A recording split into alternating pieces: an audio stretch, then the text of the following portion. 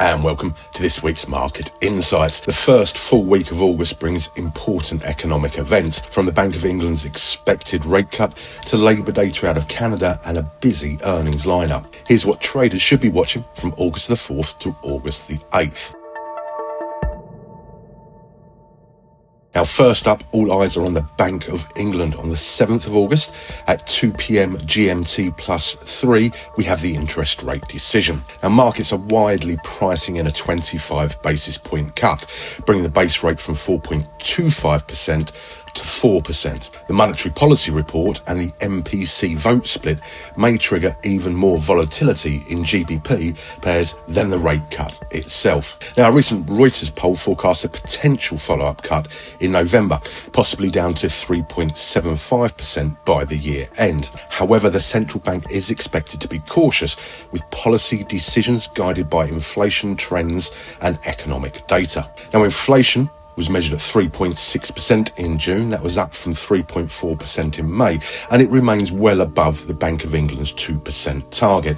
Persistent food and transport inflation, combined with contracting retail sales and a softening labour market, paint a mixed macro backdrop. Now, at its June meeting, the Bank of England left interest rates unchanged. The British pound experienced slight losses in response, but soon regained ground. Now, while a rate cut would likely weigh on sterling, its subsequent trajectory would largely depend on market expectations regarding the likelihood of further easing.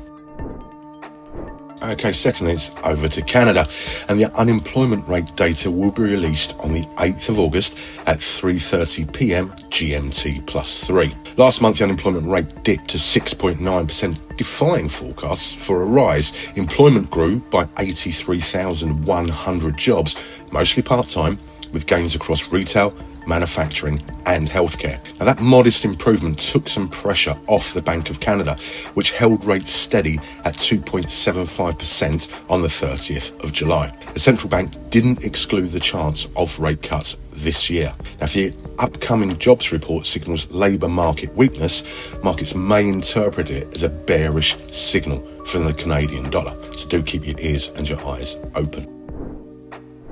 Now, as I mentioned earlier, it's a busy week for corporate earnings, so let's have a little look through the calendar, and it's certainly worth watching. Now, this week's earnings lineup features key players across the tech and consumer sections. Palantir is up over 100% year to date and continues to serve as a bellwether for AI software adoption. Then we've got Advanced Micro Devices. Investor focus will be on data center revenue as a key signal of how well the company is progressing in its challenge to Nvidia's dominance in AI computing. Then we turn to Super Microcomputer. All eyes will be on margin and revenue guidance here, which offer a real-time read on enterprise demand for AI infrastructure. And we're going to follow up finally with Disney and Shopify, and they're set to provide some valuable insights. Disney results, especially from its parks and streaming divisions, will shed light on discretionary spending, while Shopify's performance will reflect the health of e-commerce and small business sentiment. So it's certainly a busy week in terms of the earnings calendar. And don't forget your risk management techniques, because any sort of slightly off-balance figures may well cause some movement and some volatility. Okay, and finally this week, we're going to look at something we can't really ignore, and that's trade tensions. Now, whilst there is no new Trump-led announcements are scheduled for this week, the geopolitical fallout from recent moves continues. And of course, we've got the ongoing saga tariff due to come in July, then August the 1st, now pushed back to August the 9th. So it's going to be really key to watch for reactions from key partners such as India, the EU, China and Canada, which could well introduce some unexpected market noise. Well, that wraps up this week's Market Insights.